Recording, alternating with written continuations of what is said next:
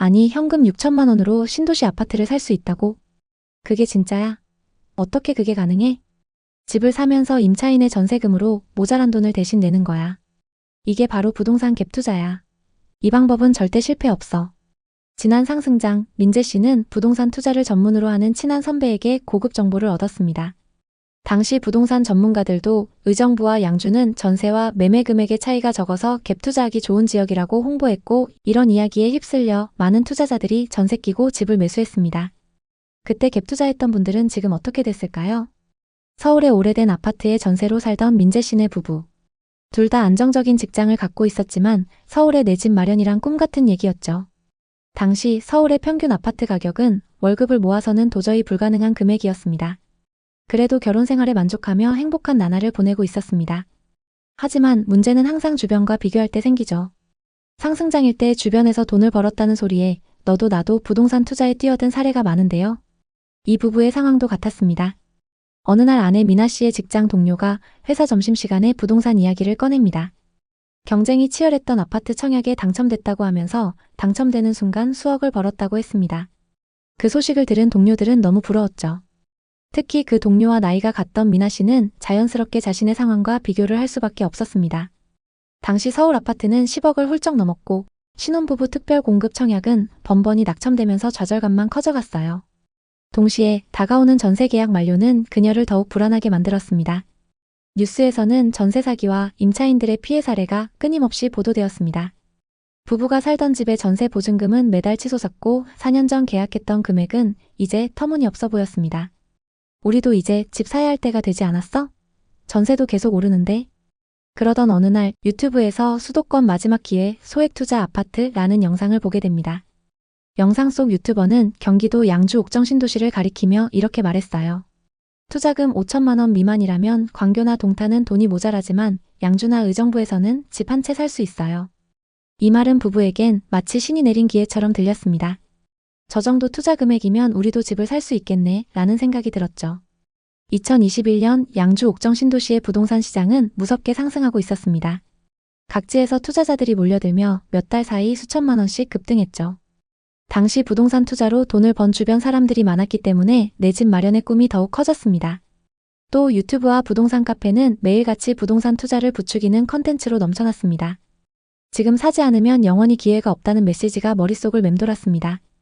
신도시 인프라, 7호선 개통, 인구 증가 같은 호재는 양주를 경기 북부에 떠오르는 대장으로 만들었습니다. 부부는 매일 밤 부동산 앱을 열어 시세를 확인하며 잠들었습니다. 당시 옥정 신도시의 아파트 가격이 오르는 것을 보며 매수를 하지 않으면 영원히 뒤처질 것 같은 불안에 휩싸였습니다. 친구들과의 모임에서도 요즘 옥정 신도시가 핫하다던데 거긴 아직 싸대 이런 말이 나왔습니다. 특히 당시 갭 투자가 유행했기 때문에 시드머니가 적은 그들에게는 아주 적합한 투자처였죠. 그렇게 부부는 전세 끼고 갭 투자라는 새로운 투자 세계에 발을 들였습니다. 2021년 10월 부부는 양주 옥정 신도시의 옥정 센트럴파크 푸르지오 24평을 매수하기로 결정합니다. 매매가는 4억 5천만 원, 전세 보증금은 3억 9천만 원이었어요. 즉 실투입 자금은 약 6천만 원. 이 정도면 부부가 여지껏 모은 돈으로 충분히 감당할 수 있는 금액이었죠. 중개사는 부부를 보고 자신있게 말했습니다. 지금 이 정도 금액으로 살 수 있는 매물은 없어요. 지금 계약 안 하시면 몇 달 뒤엔 6억까지 올라 있을 거예요. 또 집 내부도 손볼 필요 없이 아주 깔끔했죠. 이 집은 전세 수요가 계속 받쳐줄 겁니다. 갭으로 투자하기 최고 좋은 매물이죠. 단지는 깔끔했고 근처에 호수공원과 중심 상가가 있어 쾌적한 분위기를 자랑했어요. 무엇보다 7호선 연장이라는 교통호재가 부부의 마음을 사로잡았습니다. 서울까지 지하철로 갈 수 있다니 이건 진짜 기회야. 부부는 기대감에 부풀었죠. 계약 후 2주 만에 전세입자도 구해졌고 모든 게 순조로워 보였습니다. 첫 집을 산 기쁨에 부부는 서로를 끌어안으며 우리도 이제 부동산 투자자야 라며 웃었어요. 계약 후 2달 만에 옥정 아파트 시세가 5억으로 오르면서 부부는 자신감이 생겼어요. 우리가 투자한 6천만 원만큼 올라서 벌써 수익률 100%야 라며 기뻐했죠. 이게 바로 부동산 투자의 매력 아니냐며 부부는 더 큰 꿈을 꾸기 시작합니다. 여보, 우리 부동산 투자에 소질이 있는 것 같아. 이참에 하나 더 사는 건 어때? 그래야 빨리 건물주 되지. 매주 주말 부동산에 들러서 좋은 매물이 없나 찾아다녔죠. 그러던 중 갭 투자만큼 좋은 투자 방법을 알게 됩니다. 바로 분양권 투자인데요. 분양권 투자는 계약금의 프리미엄만 있으면 살 수 있었기 때문에 소액 투자로 아주 적합했어요. 곧바로 인근의 분양권을 프리미엄 3,500만 원을 주고 매수했어요. 이 두 번째 매수는 부부의 부채 규모를 급격히 키웠습니다. 갭 투자했던 집의 전세금과 분양권 중도금 대출. 하지만 부부는 이미 6천만 원 이상을 벌었다는 생각에 아무런 걱정이 없었습니다. 이제 부부는 두 채의 신축 아파트를 소유한 젊은 투자 고수로 친구들 사이에서 화제가 됐습니다. 너희 진짜 대단하다 라는 말에 부부는 뿌듯함을 느꼈죠. 하지만 시간이 지나며 금리가 오르면서 투자했던 자산에 문제가 생기기 시작했어요. 전세 가격이 2, 3천만 원씩 떨어졌고 전세입자가 재계약 대신 더 저렴한 집으로 이동하려 했죠. 특히 분양권은 입주를 6개월 앞두고 마이너스 프리미엄 1,000만 원이 붙었습니다. 부부가 프리미엄으로 지불했던 3,500만 원은 순식간에 날아갔고 오히려 마이너스 1,000만 원의 빚이 생겼습니다. 이게 뭐야? 프리미엄이 마이너스로 바뀌다니. 미나 씨는 당황했지만 민재 씨는 일시적인 조정일 거야. 기다리면 다시 오를 거야. 라며 낙관했어요. 하지만 이건 단순한 조정이 아니었죠. 상황은 점점 더 심각해졌습니다. 옥정 센트럴파크 푸르지오의 전세입자가 전세 보증금을 3억 9천만 원에서 2억 5천만 원으로 낮춰달라고 요구했어요. 같은 단지의 전세 호가가 그만큼 떨어진 거죠. 미나 씨는 말했죠. 그럼 1억 4천만 원을 우리가 메워야 해? 어디서 그 돈을 구해? 민재 씨는 대답했습니다. 전세 반환 대출이랑 신용대출 받아서 돌려주자. 방법이 있을 거야. 하지만 이미 분양권 중도금 대출 때문에 더 이상의 대출 실행이 불가능했습니다. 결국 부부는 분양권을 마이너스 2천만 원의 금매로 처분할 수밖에 없었죠. 프리미엄 3,500만 원 주고 샀던 매물이 마이너스 2천만 원까지 떨어지면서 5,500만 원을 손해봤습니다. 결국 부부는 분양권을 팔고 추가 대출을 받아 전세입자의 보증금을 돌려줬습니다. 더 충격적인 건 아파트 가격이 4억 5천만 원에서 3억 5천만 원으로 떨어졌다는 사실입니다. 분양권과 갭투자로 3년도 안 돼서 1억 5,500만 원을 잃은 거죠. 우리가 이렇게 망할 수가 있나? 부부는 망연자실했지만 이미 돌이킬 수 없는 상황이었죠. 부동산 투자로 건물주를 꿈꿨던 부부는 이제 빚더미에 앉게 됐습니다. 이 사례 말고도 많은 실패 사례들이 있습니다. 그만큼 지금 양주와 의정부 부동산 시장 분위기가 좋지 않은데요. 앞으로 이 지역 부동산 시장은 어떤 방향으로 갈지 궁금하신 분들 많으실 겁니다. 자세히 살펴보기 전에 양주와 의정부에서 가장 많이 하락한 아파트와 그 거래 내역을 먼저 확인해 보겠습니다. 최고가에 거래됐던 아파트들은 어디이고 지금은 얼마나 떨어졌는지 그리고 하락 이유는 뭔지 하나씩 짚어보겠습니다. 먼저 의정부 아파트부터 살펴보겠습니다. 의정부시 의정부동에 위치한 롯데캐슬입니다. 이 아파트는 2018년식 931세대 최고 27층의 준신축 대단지입니다. 1호선 의정부역과 의정부 경전철역들이 도보권에 위치하고 있고 역세권 대규모 상권을 이용할 수 있습니다. 이 아파트의 전용 84타입 매물이 21년 최고가 7억 9,500만 원에 거래됐습니다. 84타입의 분양가는 3억 5천만 원이고 상승장일 때 분양가에서 4억 5천만 원이나 상승했습니다. 이 아파트의 현재 시세는 어떨까요? 최근 3층 매물이 5억 7천만 원에 거래되면서 고점 대비 2억 3천만 원 하락했는데요. 최고가에 거래됐던 매물과 최근 5억 7천만 원에 거래된 매물은 각각 3층, 10층으로 층수가 꽤 차이 납니다. 저층 매물과 비교하기에는 조금 무리가 있습니다. 동일한 중층 기준으로 얼마나 빠졌는지 확인해 보겠습니다. 206동 중층이 5억 9천만 원부터 나와 있고 201동 탑층은 5억 8천만 원부터 나와 있습니다. 최고가보다 고층 매물인데도 2억 2천만 원 하락한 상황입니다. 다음은 양주 옥정 신도시에 위치한 이편한 세상 옥정입니다. 2018년식 1160세대인 이 아파트는 지하철 7호선 연장과 옥정 신도시 호재로 상승장에서 엄청난 상승을 기록했습니다. 단지 앞으로 신도시 중심 상권과 호수공원이 위치하고 있고 배정되는 초등학교는 옥빛 초등학교입니다. 전용 84타입 매물이 21년 최고가 6억 5천만 원에 거래됐습니다. 84타입 분양가는 2억 8천만 원이었고 상승장일 때 여기서 3억 7천만 원 상승했습니다. 현재 시세는 어떨까요? 최근 18층 매물이 4억 7,700만 원에 거래되면서 고점 대비 26%나 하락했는데요. 2021년 거래 현황을 살펴보면 1812동 1404호 매물이 최고가 6억 5천만 원에 거래됐습니다. 최근 18층 매물이 4억 7,700만 원에 거래되면서 최고가 대비 1억 7천만 원 하락했습니다. 현재 호가 시세로 고점 대비 얼마나 빠졌는지 확인해 보겠습니다. 84타입 1802동 10층 매물은 4억 7,500만 원, 1813동 고층 매물은 4억 9천만 원에 나와 있습니다. 최고가보다 고층 매물도 아직 고점 대비 많이 하락해 있는 상황입니다. 그럼 이제 의정부와 양주의 분양 아파트 분위기를 살펴보겠습니다. 청약 당시 고분양가로 대부분 미달을 기록했던 양주의 분양 아파트부터 보겠습니다. 경남 하너스빌 북한 산뷰 4블럭입니다. 84타입 평균 분양가 4억 6천만 원대로 분양을 했는데요. 현재 분양권 시세는 어떨까요? 458세대의 이 아파트는 84타입 단일 평형으로 구성되어 있습니다. 분양가가 평균 4억 6천만 원 선이었는데요. 현재 분양권 매물 대부분에 마이너스 프리미엄이 붙어서 분양가보다 싸게 나와 있습니다. 층수 상관없이 마이너스 프리미엄이 3천만 원에서 5천만 원까지 붙어 있습니다. 현재 가장 저렴한 매물이 108동 중층 매물로 분양가 4억 4,300만 원에서 4,600만 원이 떨어져서 분양가보다 싸게 나와 있습니다.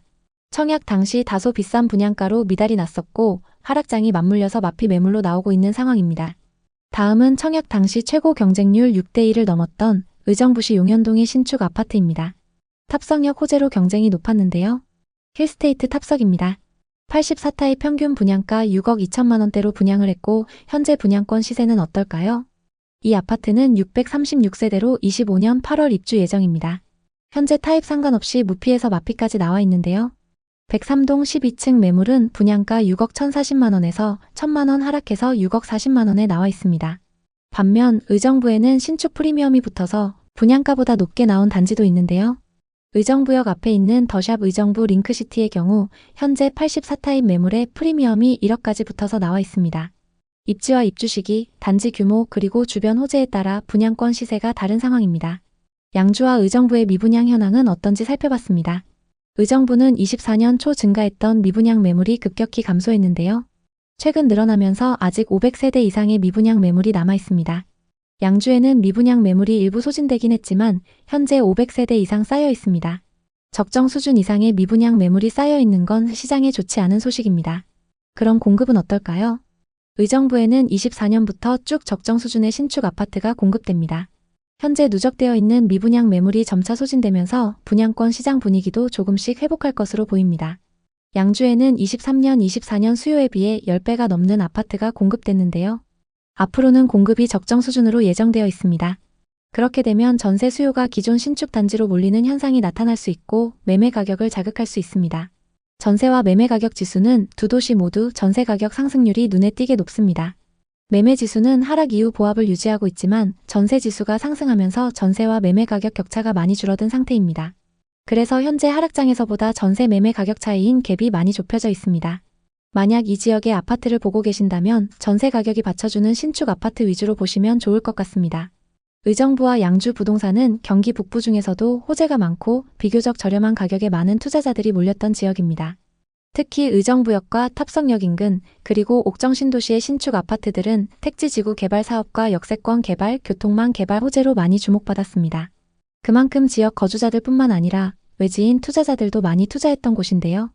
지금은 상황이 많이 어렵지만 의정부와 양주 부동산이 가망이 없다고 단정 짓는 건 이릅니다. 특히 옥정 신도시는 더욱 그렇습니다. 모든 신도시는 초창기에는 공실과 교통 문제로 어려움을 겪고 시간이 지나면서 성장해온 예가 많으니까요. 다만 현재 옥정의 상가 공실 상황과 아파트 시장의 흐름을 보면 당장 부동산 투자로 돈을 벌겠다는 단기적 접근은 위험도가 높습니다. 향후 지하철 7호선이 들어오고 신도시 인프라가 모두 구축돼 지역 경제가 활성화되면 옥정 신도시가 한층 성장할 수 있습니다. 그러나 그때까지 상당한 시간이 걸릴 것이며 그 과정에서 누군가는 금전적 심리적 부담을 지게 될 수 있습니다. 결국 옥정 신도시와 밀락지구를 포함한 의정부, 양주 부동산이 안정적으로 회복하기 위해서는 전반적인 개선이 필요합니다. 무작정 건물만 많이 지어서는 안 되고 사람들이 찾아올 만한 일자리와 생활 인프라가 필요한 것이죠. 지금 당장은 어렵고 앞으로 몇 년 더 지켜봐야 할 문제인 건 사실입니다. 호재만 믿고 덤비기보다는 실제 생활 인구와 수요, 인프라 등 전반적으로 살핀 후 접근하셔야 됩니다. 의정부와 양주 부동산에 관심 있는 분들에게 도움이 됐으면 좋겠네요. 오늘도 영상 봐주셔서 감사합니다. 항상 여러분의 성공적인 투자를 응원하겠습니다. 오늘 영상이 도움되셨다면 구독, 좋아요 부탁드립니다. 감사합니다. 그녀는 살던 집 보증금과 모았던 돈, 신용대출, 그리고 부모님의 도움을 받아 자금을 마련했습니다. 매매가는 6억 2천만 원, 전세는 3억 5천만 원. 갭 2억 7천만 원이었습니다. 계약서를 작성하는 순간 그녀의 심장은 두근거렸습니다. 두려움과 설렘이 뒤섞인 감정이었죠. 과연 그녀가 갭 투자로 매수한 아파트는 지금 얼마가 됐을까요? 2021년 화장품 회사에 재직 중이던 32세 박은영 씨는 부동산 투자에 관심을 갖게 됐습니다. 당시 부동산 투자로 돈을 벌었다는 이야기들이 여기저기서 나왔기 때문인데요. 뉴스뿐만 아니라 주변 지인들도 마찬가지였습니다. 매번 모임 자리에서 들려오는 부동산 투자 이야기. 특히 친한 지인들이 큰 돈을 벌었다는 얘기들은 그녀를 더 불안하게 만들었습니다. 은영아, 너도 이제 저축 그만하고 투자해. 이제는 월급만 모아서는 안 돼. 마침 내 집 마련의 욕구가 계속 차오르던 시기였습니다. 서울의 전세 아파트 계약 만기가 다가오고 있었지만 전세 가격이 상상할 수 없을 만큼 치솟았기 때문인데요. 계속 전세를 살아야 할지 이참에 매수해야 할지 고민이 됐죠. 뉴스에서는 대출 규제가 곧 강화된다며 서두르라는 압박이 이어졌고 주변 지인들은 지금 안 사면 평생 못 산다며 불안감을 부추겼습니다. 은영 씨는 밤마다 부동산 앱을 뒤적이며 잠을 이루지 못했습니다. 집값이 계속 오르는데 내가 뭘 잘못한 것도 아닌데 왜 이렇게 불안한 걸까?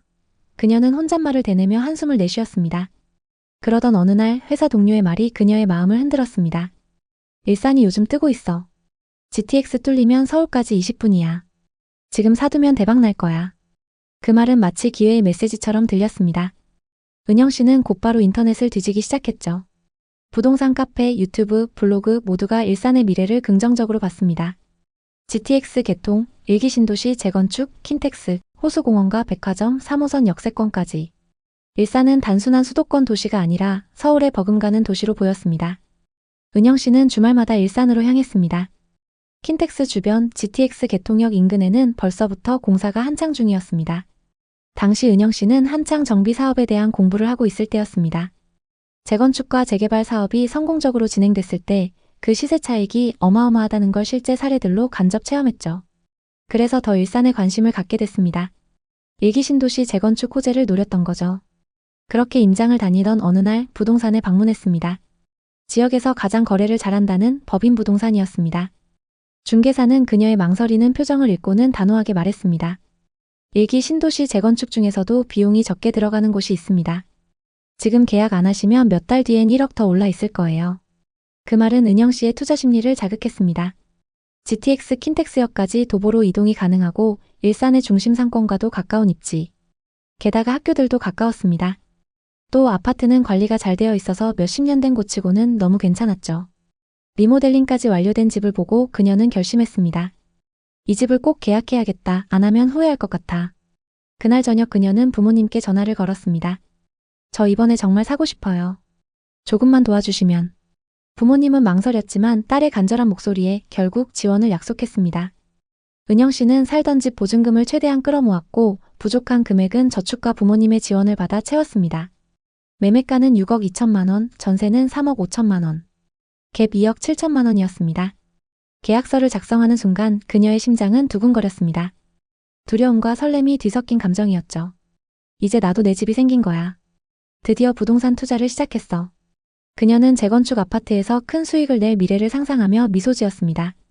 GTX가 뚫리고 정비 사업이 빠르게 진행되면 그녀는 경제적 안정과 함께 더 나은 미래를 꿈꿀 수 있을 거라 믿었습니다. 계약 후 호가 시세는 8억까지 올라갔습니다. 은영 씨는 이미 8억에 판 것 같은 기분이 들었습니다. 엄마, 일산집 요즘 시세가 8억까지 올랐어요. 너무 잘 샀다. 더 오를 거야. 기다려보자. 이제라도 투자하길 잘했다며 행복한 나날을 보냈습니다. 하지만 어느 순간부터 일산의 부동산 시장 분위기가 변하기 시작했습니다. 금리가 급격히 오르며 대출 부담이 커졌고 한때 줄을 섰던 수요자들은 자취를 감췄습니다. 은영 씨가 매수한 주엽동의 구축 아파트는 2021년 6억 2천만 원에 매수했던 매물이 4억까지 떨어졌습니다. 2년 반 만에 2억 2천만 원이 증발한 셈이었죠. 주변 단지들의 상황도 비슷했습니다. 길 하나 건너 위치한 아파트의 44평형은 고점 12억 5천만 원에서 7억까지 떨어지며 무려 5억 5천만 원이 빠졌습니다. 그녀는 부동산 앱을 열 때마다 가슴이 조여왔습니다. 하락 소식이 끊임없이 올라왔고 매물은 쌓여만 갔습니다. 은영 씨는 믿을 수 없다는 듯 부동산 앱을 뒤져봤지만 현실은 더 혹독했습니다. 심지어 그 다음 달에는 같은 평형이 3억 9천만 원에 거래됐습니다. 너무 충격받아 계약했던 부동산에 찾아갔습니다.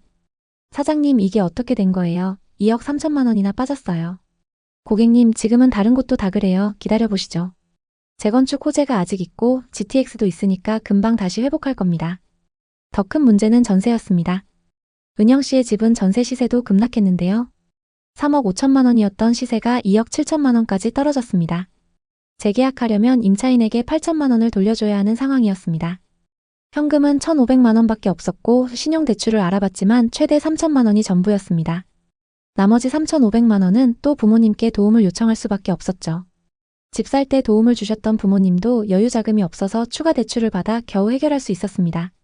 그럼에도 은영 씨는 아파트를 팔 수 없었습니다. 손실이 너무 컸기 때문이죠. 당시에는 급매로 나온 매물이 넘쳐났고 구매자는커녕 문의조차 드물었습니다.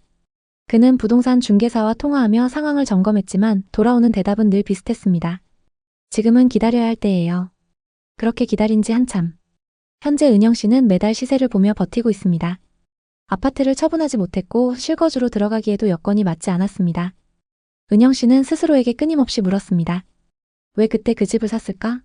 남들이 사라고 하니까, 지금 안 사면 기회가 없다고 하니까 그냥 사야 할 것 같아서. 그녀의 후회는 점점 자책으로 바뀌었습니다. 전세 살면서 조금 더 공부하고 기다릴 걸 그랬어요. 부동산은 타이밍도 중요하지만 내가 감당할 수 있느냐가 더 중요했는데. 현재 은영 씨가 매수한 아파트의 시세는 22평 기준 4억 4천만 원 수준입니다. 조금 회복하긴 했지만 아직 은영 씨가 매입한 금액인 6억 2천만 원에 비해선 턱없이 부족합니다. 대체 고양시에 무슨 일이 일어나고 있는 걸까요? 사실 고양시는 GTX, 1기 신도시 재건축, 3기 창릉 신도시 같은 굵직한 호재들로 늘 주목받는 지역입니다. 하지만 한편으론 호재는 많은데 왜 떨어져서 안 오를까? 라는 질문도 많이 나오고 있습니다. 최근 몇 년간 고금리로 거래가 얼어붙고 매물이 쌓였지만 2025년 지금 고양시는 바닥을 확인하며 방향을 찾아가는 과정에 있다고 볼 수 있습니다. 지금부터 고양시 일산 서구, 동구, 그리고 덕양구의 부동산 하락 사례와 현재 분위기, 앞으로의 전망에 대해 자세히 살펴보겠습니다. 경기도 고양시는 크게 일산과 덕양구 두 지역으로 나눌 수 있습니다. 특히 일산은 1기 신도시로 유명한 지역 중 하나로 분당과 함께 1990년대 초반에 수도권의 주택 부족 문제를 해결하고 서울의 인구 분산을 목표로 계획된 도시입니다. 일산 신도시는 당시 쾌적한 환경과 잘 갖춰진 생활 인프라 덕분에 많은 인기를 끌었고 부동산 시장에서도 꾸준한 관심을 받아왔습니다. 하지만 최근 몇 년간 일산의 부동산 시장은 큰 변화를 겪었습니다. 특히 2020년과 2021년 사이 집값이 급격히 상승했지만 최근 들어서는 다시 하락세를 보이고 있습니다. 그 이유 중 하나는 수도권의 신규 아파트 공급량 증가와 함께 서울과의 교통 접근성이 더 좋은 지역들로 수요가 이동했기 때문입니다. 일산 신도시의 집값 상승이 멈추고 다시 내려가는 이유는 단순히 공급과 수요의 문제만은 아닙니다. 최근 몇 년 동안 GTX 노선 등 새로운 교통망이 구축된다는 기대감에 집값이 크게 올랐지만 개통 이후에도 큰 상승이 없자 사람들의 실망감이 커졌습니다. 일산과 함께 고양시의 다른 한 축인 덕양구 역시 주목해야 합니다. 특히 삼성지구, 원흥지구 등의 신도시 개발이 이루어지면서 많은 젊은 인구가 유입되었고 일산보다 더 높은 인기를 얻기도 했습니다. 하지만 최근 덕양구 역시 과잉 공급 문제와 함께 부동산 시장이 안정화 단계에 접어들고 있습니다. 한편 덕양구 중에서도 최근 들어 주목받는 곳이 있는데요. 어디일까요? 앞으로 고양시의 시세를 이끌어갈 곳은 덕양구의 덕은지구라는 말이 있습니다. 신규 택지지구인 덕은지구를 대표하는 아파트 중 하나인 DMC 자이 더 리버를 보겠습니다. 2022년 입주한 이 아파트는 하락장일 때도 계속적인 상승세를 보였는데요. 덕은지구의 대장 아파트라고 불리는 이 아파트는 84타입 분양가가 평균 8억 8천만 원이었습니다. 그랬던 아파트가 입주 2년 반 만에 11억 8천만 원까지 거래되면서 3억 상승했습니다. 하락장에서도 엄청난 상승을 기록했는데요. 부동산 상승기의 고양시 부동산은 신규 택지 지구 개발과 일산 1기 신도시 재건축 호재로 크게 상승했습니다. 대형 호재가 많았기 때문에 투자자들이 몰리면서 서울만큼 가격이 올랐는데요. 하지만 지금은 그때와 분위기가 많이 달라졌습니다. 상승기 가격에 비해 30% 이상 빠진 곳도 있습니다. 지금이 적정 가격일까요? 고양시 부동산은 상승장 끝물의 거래량이 높았는데요. 투자 경험이 적은 분들이 최고가에 영끌한 사례도 많이 있습니다. 그런데 지금은 상황이 많이 달라졌습니다. 소유자들이 계속 매물을 내놓으면서 시세보다 저렴한 호가 매물이 쌓이고 있습니다. 고양시 아파트 가격은 얼마가 적당한 걸까요? 먼저 최고가에 거래됐던 아파트를 찾아보겠습니다. 고점 대비 얼마나 하락했을까요? 첫 번째 단지는 일산 서구 대화동에 위치한 하나포레나 킨텍스입니다. 이 아파트는 2019년식 1100세대 최고 49층 주상복합단지입니다. 지하철 3호선 대화역 주염역이 인근에 위치하고 있습니다. 또 현대백화점과 홈플러스 그리고 일산호수공원, 킨텍스가 가깝습니다. 전용 84타입 매물이 21년 최고가 14억 7천만 원에 거래됐습니다. 84타입 분양가는 5억 2천만 원이었고 상승장일 때 여기서 9억 5천만 원 상승했습니다. 현재 시세는 어떨까요? 최근 44층 매물이 11억 4천5백만 원에 거래되면서 고점 대비 3억 3천만 원 하락했는데요. 2021년 백이동 4203호 매물이 계약됐습니다. 전용 84타입 기준 매매가 14억 7천만 원으로 이 아파트에서 가장 최고가에 거래됐습니다. 일산에 거주하는 분들이 상승장 끝물에 매수했는데요. 최근 44층 매물이 11억 4천5백만 원에 거래됐습니다. 최고가 매물보다 고층 매물이지만 무려 3억 3천만 원이나 하락했습니다. 현재 호가 시세는 어떤지 확인해 보겠습니다. 최고가에 거래된 매물과 동일 조건의 호가 시세를 보면 11억 3천만 원부터 나와 있습니다. 3억가량 낮게 매물로 나와 있는 상황입니다. 고양시의 일산은 일기 신도시의 노후화와 신규 공급의 영향으로 하락세가 지속되고 있습니다. KB부동산 지수에 따르면 2025년 초 기준 일산 아파트 매매 지수는 상승장 대비 약 30% 하락했으며 거래량도 감소했습니다. 하지만 전세 시장은 비교적 안정적이며 전세가율이 70% 수준으로 높은 편입니다. 이는 실거주 수요가 꾸준함을 보여줍니다. 덕양구는 공급 과잉으로 일부 단지가 하락했지만 삼송지구와 원흥지구, 덕은지구는 예외적으로 상승세를 보이고 있습니다. 특히 덕은지구의 상승세가 눈에 띄는데요. 이는 덕은지구가 서울 상암동과 인접하고 한강 조망 및 신축 프리미엄을 누리는 덕분입니다. 젊은 층의 실수요와 투자 수요가 몰리며 덕양구의 대장주로 떠오르고 있습니다. 또 신도시 인프라를 누릴 수 있는 삼송지구와 원흥지구는 역세권 단지들이 주목받고 있습니다. 또 다른 거래 사례를 살펴보겠습니다. 이 아파트는 최고가 대비 6억이나 하락했는데요. 일산 동구 장항동에 위치한 킨텍스 원시티입니다. 2019년식 297세대로 앞서 살펴본 포레나 킨텍스와 마주보고 있는 주상복합 단지입니다. 주변 인프라가 좋아서 단지 규모가 작은데도 전세와 월세 수요가 높은데요. 이 아파트 전용 84타입 매물이 21년 최고가 17억에 거래됐습니다. 84타입 분양가는 5억 5천만 원이었고 상승장일 때 여기서 11억 5천만 원 상승했습니다. 현재 시세는 어떨까요? 최근 8층 매물이 11억에 거래되면서 6억이나 하락했는데요. 2021년 백이동 4401호 매물이 계약됐습니다. 84타입 기준 매매가 17억으로 이 아파트에서 가장 최고가에 거래됐습니다. 70대 부부가 상승장 후반부에 매수했습니다. 17억에 거래됐던 매물과 11억에 거래된 매물은 층수가 많이 차이 나는데요. 같은 층수 대비 얼마나 빠졌는지 확인해 보겠습니다. 현재 중층 매물이 12억에 나와 있고 고층 매물이 12억 7천만 원부터 나와 있습니다. 고층과 저층 매물의 시세 차이가 7천만 원 정도 차이 나는 상황입니다. 현재 호가 매물은 동일 타입, 동일 층수 기준 최고가보다 4억 3천만 원 저렴하게 나와 있습니다. 다음은 고양시의 분양 아파트 분위기를 살펴보겠습니다. 현재 고양시에는 거래 가능한 분양권 단지가 4곳 있습니다. 일산 동구 풍동과 덕양구 성사동에 있는 단지들입니다. 분양권 시세는 어떨까요? 현재 조합원 매물 승계가 가능한 풍동에 위치한 아파트를 보겠습니다. 풍동 더샵 더 데이엔입니다. 64타입 분양가 6억 1천만 원에 조합원 분양을 했는데요. 현재 분양권 매물에 마피가 붙어서 조합원 분양가보다 저렴하게 나와 있습니다. 마이너스 프리미엄이 최대 4천만 원까지 붙어 있습니다. 현재 가장 저렴한 매물이 206동 저층 매물인데요. 조합 분양가 6억 463만 원에 마피 3천만 원이 붙어서 5억 7,463만 원에 나와 있습니다. 풍동 인근에 20평대 신축 단지가 없어서 시세를 직접 비교하기에는 어려운 상황이지만 주변 구축 단지들 시세가 생각보다 저렴하기 때문에 아직 신축 프리미엄이 붙지 않는 상황입니다. 경기 고양시의 미분양 현황을 한번 살펴보겠습니다. 현재 고양에는 미분양 매물이 거의 쌓여있지 않은 상황인데요. 일기 신도시로 개발이 완료된 토지가 많았기 때문에 매물이 쌓일 정도로 공급이 많진 않았습니다. 앞으로 공급은 어떨까요? 고양에는 2022년 공급 물량이 많았습니다. 덕은지구의 신축 매물들이 이 시기에 공급이 되면서 일시적으로 높았는데요. 앞으로 계속 공급이 적은 만큼 기존 신축 단지 시세가 자극받을 가능성이 높습니다. 전반적인 전세, 매매 가격 지수를 보겠습니다. 매매 지수를 보면 상승장 이후 보합을 유지하고 있는 상황입니다. 반면 전세 지수는 지역 내에서도 유독 덕양구가 눈에 띄는데요. 앞서 말씀드렸던 덕은지구의 전세 가격 상승이 그대로 전세 지수로 보여지고 있습니다. 고양시는 경기 북부에서 가격 상승폭이 가장 컸던 지역입니다. 특히 일산 일기 신도시 재건축 단지들과 킨텍스 인근 신축 단지들은 상승장에서 많이 주목받았습니다. 그만큼 외지인 투자자들도 많이 투자했던 곳인데요.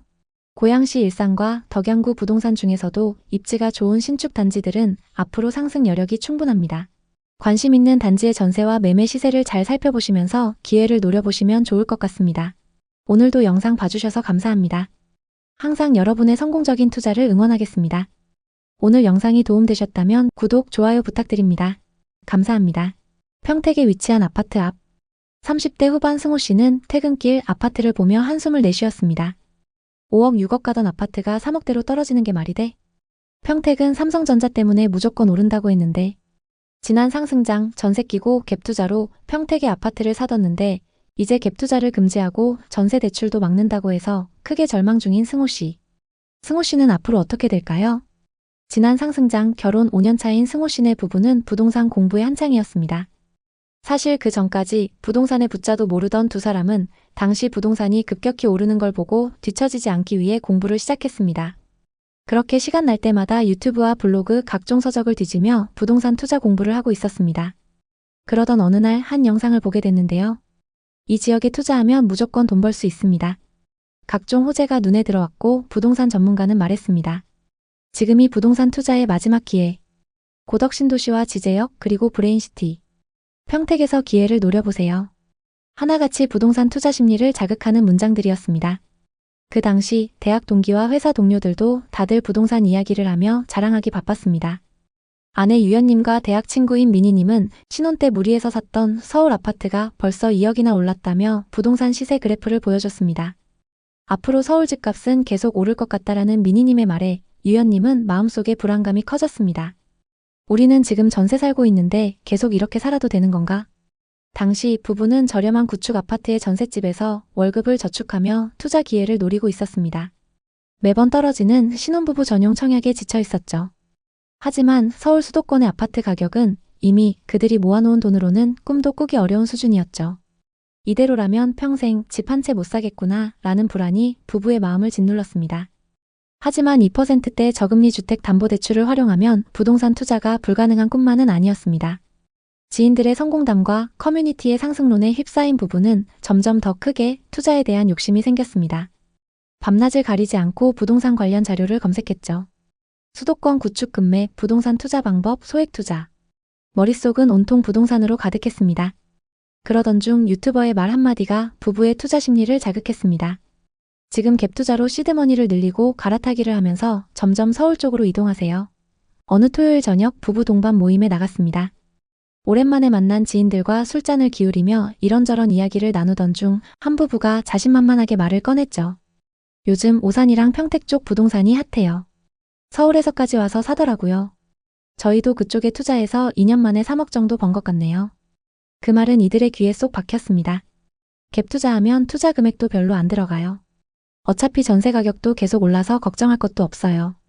전세 끼고 사뒀다가 집값이 오르면 팔고 더 좋은 집을 살 수 있다니. 이건 기회 같았죠. 그들은 결심했습니다. 그래, 갭 투자라면 우리도 할 수 있어. 부부는 수도권 근교, 특히 경기 남부, 동탄이나 평택, 오산 위주로 매물을 살펴봤습니다.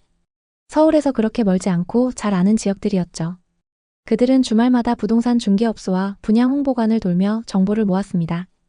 그러던 중 한 부동산 사장이 자신감 넘치는 목소리로 말했습니다. 평택은 앞으로 경기도를 대표하는 도시가 됩니다. 지금 전세 끼고 사면 소액으로도 아파트 한 채 살 수 있어요. 2년 뒤엔 최소 2억은 오릅니다. 평택은 앞으로 동탄처럼 오릅니다. 곧 신도시가 완성되고 삼성이 확장하면 더 뜰 거예요. 다른 직원도 자신감 넘치는 목소리로 말했죠. 사장님, 이 매물은 진짜 마지막이에요. 아직도 저렴한 거예요. 절대 후회 안 하십니다. 부부는 마지막이라는 말에 마음이 급해졌습니다. 소액으로 살 수 있고 앞으로 2년 안에 크게 오른다는 말. 그들은 머릿속으로 고민에 빠졌습니다. 혹시라도 문제될 게 있나? 부동산에서는 계속 그들을 설득했어요. 두 분에게 딱 어울리는 매물이에요. 이 금액으론 이제 못 사요. 집으로 돌아와 해당 아파트를 검색해봤죠. 각종 블로그나 기사에서도 오른다는 얘기가 한창이었습니다. 결국 부부는 확신을 갖게 됐습니다. 평택의 신축 아파트는 매매가가 4억 3천만 원, 전세는 2억 9천만 원이었습니다. 갭은 1억 4천만 원이었죠. 부부는 저축 6천만 원, 신용대출 3천만 원, 청약 통장에 들어있던 돈, 그리고 부모님께 빌린 돈까지 합쳐 총 1억 4천만 원의 자금을 마련했습니다. 이를 기반으로 평택의 아파트를 갭투자로 계약했습니다. 1억 4천만 원으로 4억이 넘는 집을 샀다는 게 뿌듯했습니다. 계약서를 쓰는 순간 부부는 우리도 드디어 부동산 투자자가 됐다는 생각에 가슴이 벅찼습니다. 2022년은 부부에게 뭐든 되는 해였습니다. 그 시기 평택 부동산 시장은 가장 핫했고 그들이 투자한 아파트는 가격이 치솟았습니다. 계약한 지 2달 만에 4억 5천만 원의 매매 거래가 진행됐죠. 한 달에 1,000만 원씩 번 기분이 들어서 너무 행복했습니다. 이 소식을 들은 부모님들도 기뻐하셨죠. 부부는 매일 부동산 앱에서 시세를 캡처하며 행복했습니다. 호가는 어느새 5억을 넘었고 탑층 매물은 7억까지도 올라왔습니다. 그들은 부부 동반 모임에서 이렇게 자랑하곤 했습니다. 이제 앞으로 평택 아파트는 계속 오를 거야. 너희들도 얼른 투자해. 친구들은 부러워했고 부부는 확신에 차 있었습니다. 다음 계획을 세우며 행복했습니다. 우리 이 아파트를 비싸게 팔아서 시세 차익을 만들고 동탄의 20평대 아파트로 갈아타자. 마치 부동산 고수가 된 것 같은 느낌이었고 블로그도 개설해 부동산 투자 스토리를 작성하기도 했습니다. 그뿐만 아니라 상승장은 부부의 소비 패턴도 완전히 바꿨습니다. 집값이 오르면서 마치 부자가 된 듯한 착각에 빠졌죠. 집으로 매달 1,000만 원씩 버는데 이 정도쯤이야 라는 생각으로 쇼핑도 자주 하고 거의 매일 외식을 했죠. 아직 시세 차익을 본 것도 아니었는데 올라가는 숫자만 보고 부부는 이미 돈을 번 것처럼 행동했던 거죠. 매달 늘어가는 카드값을 볼 때마다 조금씩 불안했지만 어차피 집값이 오르면 다 해결될 거기 때문에 큰 문제 없을 거라 생각했습니다. 주말마다 스크린 골프와 명품 쇼핑을 즐기며 성공한 투자자라고 느꼈습니다. 하지만 이 모든 소비는 그들의 재정 상황을 점점 더 악화시키고 있었습니다. 불과 몇 달 만에 금리 인상으로 전세와 매매 금액이 동반 하락하기 시작했습니다. 전세 대신 월세가 늘어났고 그에 따라 부부가 계약한 아파트의 전세 시세도 급락했습니다. 전세입자가 전세금 5천만 원을 낮춰달라고 요구했죠. 마이너스 통장 대출에 고금리 대출로 5천만 원을 겨우 구해 전세 재계약을 진행했습니다. 더 나쁜 소식은 4억 3천만 원에 계약했던 아파트의 시세가 2억 9천만 원까지 하락했다는 겁니다. 이자 폭탄을 맞으면서 순식간에 1억 5천만 원을 날려버린 셈이었죠. 2025년 5월 동일 타입의 거래 금액은 2억 8천만 원이었습니다. 부부는 아직도 1억 5천만 원 손해 중입니다. 결국 갭투자로 시세 차익을 보려던 계획은 완전히 틀어졌고 언제 본전까지 회복할지도 알 수 없는 상황입니다. 평택과 인접해 있는 오산의 상황도 비슷합니다. 역 주변 단지들도 하락세를 면치 못하고 있는데요. 먼저 평택과 오산에서 상승률이 가장 높았던 아파트들의 시세 변화를 구체적으로 살펴보겠습니다. 오산대역 인근의 대표 단지인 오산대역 세교자이 84타입은 2021년 최고가 7억 3,500만 원에 거래되었지만 2025년 4월 기준 약 5억 5,700만 원으로 떨어졌습니다. 무려 2억 원 가까이 하락한 셈입니다. 이 단지는 2018년에 준공된 역세권 신축 아파트임에도 불구하고 고점 대비 큰 조정이 이루어졌습니다.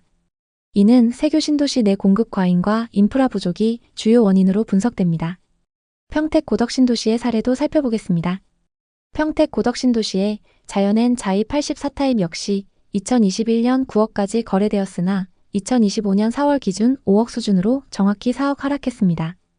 고덕국제 신도시는 삼성전자 반도체 공장과 협력사들의 입주로 초기 관심을 끌었지만 엄청난 수의 신축 아파트 공급이 이루어지며 매물이 계속적으로 쌓이고 있습니다. 이로 인해 추가 하락 가능성이 제기되고 있는 상황입니다. 그렇다면 오산과 평택의 부동산 시장이 왜 이렇게 하락했을까요? 오산 세교지구와 평택 고덕 신도시는 최근 대규모 아파트 단지가 연이어 입주하며 공급이 수요를 초과했습니다. 특히 평택 고덕 신도시는 단기간 내 2만 세대 이상의 아파트가 공급되며 시장에 부담을 주었습니다. 오산 세교 역시 신축 아파트 단지가 계속 들어서며 매물 증가로 가격 조정이 이루어지고 있습니다. 이러한 공급 과잉은 단기적으로 가격 하락을 부추겼습니다. 오산 세교는 상업시설과 생활 인프라가 부족한 점도 큰 단점으로 꼽힙니다. 대형 병원, 대형 마트, 문화시설 등이 부족해 주민들이 오산 원도심이나 인근의 수원, 용인, 화성으로 이동해야 하는 불편함이 있습니다. 예를 들어 세교지구 주민들은 대형 병원을 가기 위해 차로 3-40분 거리를 이동해야 합니다. 평택 고덕 신도시도 비슷한 문제를 안고 있습니다. 고덕 중심부는 상업시설과 병원이 점차 확충되고 있지만 외곽 지역은 여전히 인프라가 미비합니다. 이는 주거 편의성을 떨어뜨리고 수요가 고덕 중심지로만 몰리는 양극화 현상을 낳고 있습니다. 또 오산과 평택은 수원, 광교, 용인, 화성, 동탄 등 인근 도시들과 치열한 경쟁을 벌이고 있습니다. 특히 광교와 동탄은 교통, 교육, 상업, 의료 등 인프라가 잘 구축되어 있어 젊은 층과 신혼부부들에게 인기가 많습니다. 반면 오산과 평택은 상대적으로 인프라가 덜 발달해 경쟁력이 떨어지고 이로 인해 부동산 시장 회복이 더딘 상황입니다. 물론 좋은 점도 있습니다. 오산 세교지구는 깔끔한 신도시 환경과 가성비 좋은 아파트로 주목받고 있습니다. 현재 세교지구에는 자이, 힐스테이트, 레미안 등 브랜드 아파트가 다수 입주해 있으며 가격은 여전히 매력적입니다. 예를 들어 세교지구의 국민평형 아파트는 현재 4억에서 5억대의 매물로 나오고 있습니다. 이는 인근 수원이나 용인, 동탄에 비해 훨씬 합리적인 가격입니다. 그리고 세교지구의 상가 공실률은 놀라울 정도로 낮습니다. 이는 임대료가 상대적으로 저렴하고 주민들이 지역 내에서 소비하며 활발히 생활하고 있다는 증거입니다. 오히려 광교나 동탄의 상권은 활성화에 어려움을 겪고 있어 세교의 상권이 상대적으로 안정적임을 알 수 있습니다. 한 30대 신혼부부는 초등학교와 유치원이 도보거리에 있어 아이 키우기에 정말 좋아요. 동네가 조용하고 공기도 맑아서 만족스럽습니다. 라고 전했습니다. 하지만 의료와 상업시설 부족은 공통된 불만이었습니다. 50대 주민부는 무릎 통증 때문에 물리치료를 받으려면 시내까지 40분씩 걸려요. 대형 병원이 없어서 아쉬워요. 라고 토로했습니다. 다만 희망적인 소식도 있습니다. 오산시는 세교지구 내 대형 메디컬 센터와 복합상업시설을 2026년까지 완공할 계획을 발표했습니다. 또 다른 주민은 곧 병원이 들어온다고 들었어요. 상가가 더 활성화되면 좋을 것 같아요. 라며 기대감을 드러냈습니다. 세교지구의 한 부동산 사무소에서 만난 김모 공인중개사는 세교는 오산의 강남이에요. 오산천이 흐르고 동탄과 용인으로의 교통 접근성이 좋아 젊은 층이 많이 찾죠. 라고 말했습니다. 현재 아파트 거래는 다소 주춤하지만 4억 5억 원대의 적정 가격 매물은 빠르게 소진되고 있다고 했는데요. 그분은 집값이 급등하지 않고 물가 상승분 정도만 반영돼 실수요자들에게 좋은 기회예요. 장기적으로 인프라가 개선되면 가치가 더 오를 겁니다. 라며 상승을 전망했습니다. 평택은 오산과 달리 글로벌 기업들이 몰려드는 산업 중심지입니다. 고덕 신도시를 중심으로 삼성전자 반도체 공장과 협력사들의 입주가 이어지며 일자리 창출이 꾸준합니다. 고덕 신도시 내 30평대 아파트는 현재 4, 5억대에 거래되며 오산 세교와 비슷한 가성비를 자랑합니다. 하지만 외곽 지역은 교통과 인프라 부족으로 수요가 고덕 중심지로 몰리는 양극화 현상이 두드러집니다. 사실 고덕 신도시 외곽 지역은 상업시설과 병원이 부족해 많은 주민들이 불편을 호소하고 있습니다. 예를 들어 고덕 외곽의 한 주민은 마트나 병원을 가려면 차로 2~30분을 이동해야 해요. 중심지로 가야 모든 걸 해결할 수 있어 불편하죠. 라고 말했습니다. 하지만 평택시는 고덕 신도시 내 상업지구 개발을 가속화하고 있으며 2027년까지 대형 쇼핑몰과 병원 유치를 계획 중입니다. 이는 지역의 생활 편의성을 높이고 부동산 시장 회복의 키가 될 것입니다. 평택의 가장 큰 강점은 반도체 산업의 성장입니다. 최근 좀 주춤하고 있지만 삼성전자는 고덕 신도시에 대규모 투자를 이어가고 있으며 2030년까지 추가 공장 증설을 계획하고 있습니다. 이는 고용 창출과 인구 유입으로 이어져 부동산 시장에 긍정적인 영향을 줄 가능성이 큽니다. 한 부동산 전문가는 고덕 신도시는 반도체 산업의 중심지로 장기적으로 안정적인 수요가 예상됩니다. 인프라만 보완된다면 가격 반등 가능성이 높아요. 이렇게 전망했습니다. 오산 세교와 평택은 입지와 성장 가능성, 호재 등 여러 측면에서 각자 다른 메리트를 갖고 있습니다. 오산 세교는 깔끔한 신도시 환경과 합리적인 가격으로 신혼부부와 젊은 층에게 사랑받고 있습니다. 평택은 반도체 산업의 성장으로 장기적인 투자 잠재력을 보유하고 있죠. 하지만 두 지역 모두 생활 인프라 부족이라는 공통된 과제를 안고 있습니다. 오산시는 세교지구 내 병원과 상업시설 확충을 통해 이 문제를 해결하려 하고 있으며 평택은 고덕 신도시의 상업지구 개발과 교통망 확충에 힘쓰고 있습니다. 예를 들어 오산시는 2026년까지 세교지구에 대형 메디컬 센터와 복합 쇼핑몰을 완공할 계획이며 평택시는 고덕 신도시와 평택 원도심을 연결하는 트램 도입을 검토 중입니다. 이러한 인프라 개선은 두 지역의 부동산 가치를 높이는 계기가 될 것입니다. 오산 세교와 평택은 가성비 좋은 부동산과 성장 가능성을 동시에 갖춘 지역입니다. 현재의 가격 하락은 공급 과잉과 인프라 부족에서 비롯되었지만 두 지역 모두 이를 해결하기 위한 적극적인 개발 계획을 추진 중입니다. 이럴 때일수록 개발 진행 상황과 부동산 지표를 계속적으로 체크하시는 게 좋습니다. 지금 오산과 평택 부동산에 관심 있는 분들께 드리는 조언은 신중함입니다. 과도한 대출로 무리하게 매수하는 것은 위험하며 입지가 좋은 지역과 호재 진행 상황을 철저히 분석해야 합니다. 지금은 시장을 관망하면서 자본과 실력을 늘려야 할 때입니다. 앞으로도 오산과 평택을 포함한 부동산 시장의 최신 현황을 빠르고 정확하게 전달하겠습니다. 오늘 영상이 도움이 되셨다면 구독과 좋아요 부탁드립니다. 여러분의 성공적인 부동산 투자를 항상 응원합니다. 감사합니다. 지난 상승장 용인 부동산은 젊은 직장인과 투자자들의 관심을 끌며 단기간에 수억의 가격 상승을 기록했습니다. 특히 수지와 기흥의 상승폭이 엄청났는데요. 지금은 어떻게 됐을까요? 2021년 초 30대 중반 신혼부부인 이준혁, 최수연 부부는 용인의 한 오피스텔에서 전세로 살고 있었습니다. 준혁 씨는 판교의 소프트웨어 개발자로, 수연 씨는 영어 강사로 일하며 안정적인 수입을 벌어들이고 있었습니다. 결혼 4년 차 전세로 살던 20평대 오피스텔은 점점 좁게 느껴졌습니다. 특히 아이를 계획하며 더 넓고 안정된 집에 대한 열망이 커졌죠. 이제 우리도 진짜 내 집을 가져야 하지 않을까? 준혁 씨가 수연 씨에게 조심스레 말을 꺼냈습니다. 수연 씨는 고개를 끄덕였습니다. 맞아, 집주인이 전세금 올릴지 눈치 보는 거 이제 지쳤어. 우리 집에서 안정적으로 살고 싶어. 부부는 용인 기흥구의 신축 주상복합 아파트를 주목했습니다. 기흥역 초역세권, 신축 단지의 상권까지 완벽한 입지였습니다. 무엇보다 부동산 시장이 뜨겁게 달아오르던 시기였죠. 용인 부동산 시장은 2021년 당시 전국에서 가장 뜨거운 지역 중 하나였습니다. 삼성전자 기흥 캠퍼스와 수원, 화성 등 인근의 산업단지로 인해 꾸준히 유입되는 젊은 직장인들, GTX 개통 계획과 기흥역 주변 개발 호재로 투자자들의 관심이 집중되었죠. 부동산 뉴스는 연일 용인 반도체 클러스터 호재로 거래량 최대, 기흥역 역세권, 지금이 마지막 기회, 이런 헤드라인으로 도배되었습니다. 전문가들은 용인은 수도권 접근성과 개발 호재로 장기적으로도 상승 여력이 충분하다며 낙관적인 전망을 쏟아냈습니다. 준혁 씨는 부동산 앱을 보며 말했습니다. 여기 매매가가 많이 오르긴 했는데 신축의 역세권이니까 더 오를 가능성이 높아. 수연 씨도 동의했습니다. 실거주도 되고 투자 가치도 있겠네. 지금 안 사면 나중에 더 비싸질 거야. 부부는 이 기회를 놓치고 싶지 않았습니다. 매물은 31평형 30층으로 매매가는 9억 9,500만 원이었습니다. 자금은 기존 전세 보증금에 모은 돈을 다 합쳐 3억을 마련했고 부모님 도움 2억, 나머지 5억은 주택담보대출로 충당했습니다. 월 이자는 약 100만 원으로 계산되었습니다. 이 정도면 감당할 수 있어. 전세 살면서 매번 오르는 전세금보다 낫지. 준혁 씨가 자신 있게 말했습니다. 2021년 중순 부부는 계약서에 도장을 찍었습니다. 계약 직후 용인 부동산 시장은 더욱 뜨거워졌습니다.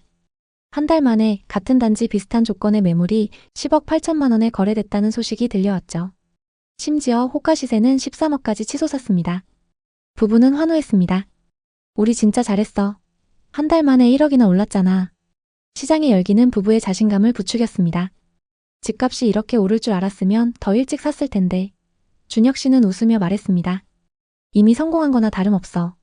부부는 새 가구와 고급 가전제품들을 구입하며 집을 꾸며나갔습니다. 준혁 씨는 뿌듯함을 감출 수 없었습니다. 내가 타이밍을 잘 잡았구나. 친구들과의 술자리에서 그는 자신감 넘치게 말했죠.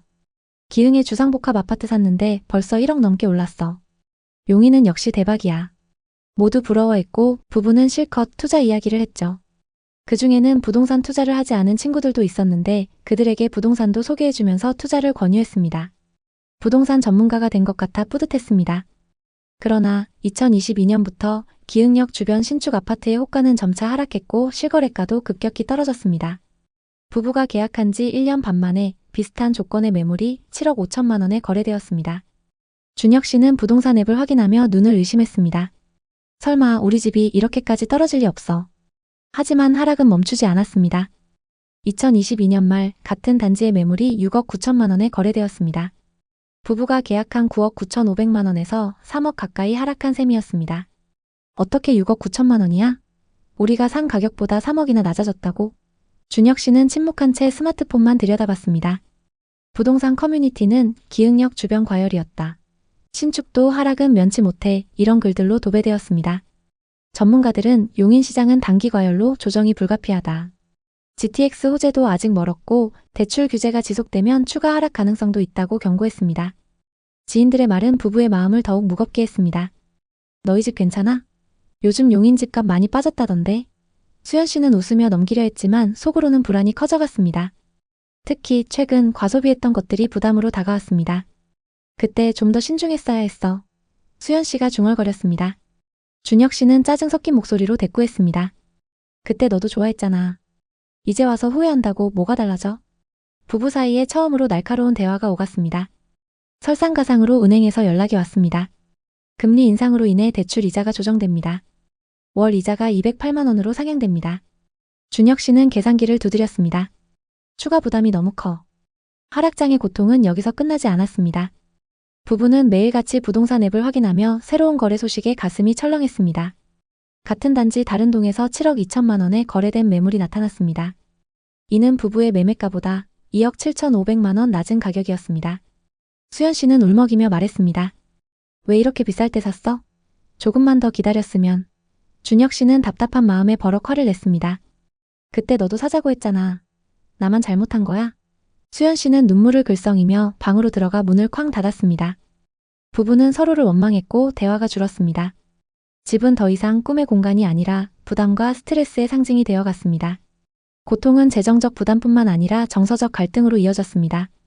수연 씨는 밤마다 부동산 커뮤니티를 뒤지며 낮은 거래가를 볼 때마다 한숨을 쉬었습니다. 내 친구는 전세로 버티다가 더 싸게 샀어. 우리가 너무 성급했어. 준혁 씨는 그런 아내를 보며 짜증을 냈습니다. 그때는 다들 오를 거라고 했어. 나보고 어쩌라는 거야? 부부는 점점 사소한 일에도 나를 세웠습니다. 집은 더 이상 안식처가 아니라 부부의 불화를 증폭시키는 공간이 되어갔습니다. 신혼 후 첫 우리 집이었지만 새 집에서의 삶이 행복하지 않았습니다. 거래는 뚝 끊겼고 매물이 쌓여가면서 가격도 계속 떨어졌습니다. 가계부는 더욱 암울했습니다. 월 고정 지출은 대출이자 208만 원, 관리비 25만 원, 생활비 150만 원, 보험료와 통신비 등으로 400만 원을 넘었습니다. 수연 씨의 프리랜서 수입은 불규칙했고 준혁 씨의 월급만으로는 빠듯했습니다. 부부는 외식을 완전히 끊고 주말 쇼핑도 멈췄습니다. 부동산 앱은 더 이상 열어보지 않았습니다. 또 7억짜리 매물 나왔다고 하면 나 미칠 것 같아. 하지만 우려했던 일이 벌어졌습니다. 같은 단지 다른 동에서 6억 9천만 원에 거래된 매물이 커뮤니티에 올라왔습니다. 부부가 계약한 가격보다 3억이나 낮은 금액이었습니다. 준혁 씨는 앱을 보며 중얼거렸습니다. 우리가 너무 고점에 샀나 이게 말이 돼? 수연 씨는 울컥하며 말했습니다. 그때 네가 더 신중했어야지. 이렇게 될 줄 알았으면 전세로 더 살았을 거야. 2025년 초 용인 부동산 시장은 소폭 회복되었습니다. 같은 단지 매물이 8억 3천만 원에 거래되었지만 여전히 부부가 계약한 9억 9,500만 원에는 한참 못 미쳤습니다. 수연 씨는 네이버 부동산을 보며 한숨 지었습니다. 다른 동에 8억 매물 또 나왔대. 우리는 왜 이렇게 비싸게 산 거지? 준혁 씨는 아무 말 없이 고개를 숙였습니다. 부부는 매일 밤 가계부를 들여다보며 지출을 줄일 방법을 고민했습니다. 수연 씨는 강의 일을 늘리려 했지만 일감이 줄어들며 수입이 불안정했습니다. 준혁 씨는 야근을 늘렸지만 늘어난 이자와 생활비를 감당하기엔 역부족이었습니다. 2025년 여름 부부는 점차 현실에 적응해갔습니다. 시세는 여전히 8억 중반선에서 머물렀고 부부의 매매가는 손실 구간이었습니다. 하지만 그들은 더 이상 아파트 시세에 연연하지 않았습니다. 이제 와서 후회해봤자 뭐해. 여기서 우리가 사는 게 중요하지. 준혁 씨가 말했습니다. 수연 씨도 고개를 끄덕였습니다. 맞아, 다투는 것도 지쳤어. 우리 같이 이겨내자. 수연 씨는 영어 과외를 새로 시작하며 가게의 보탬이 되었고 준혁 씨는 회사에서 승진하며 월급이 소폭 올랐습니다. 이자 부담은 여전히 컸지만 전세 만기 걱정 없이 안정된 공간에서 생활하는 것은 큰 위안이었습니다. 전세 살던 때 생각하면 집주인 눈치 안 봐도 되는 게 제일 좋아. 수연 씨가 웃으며 말했습니다.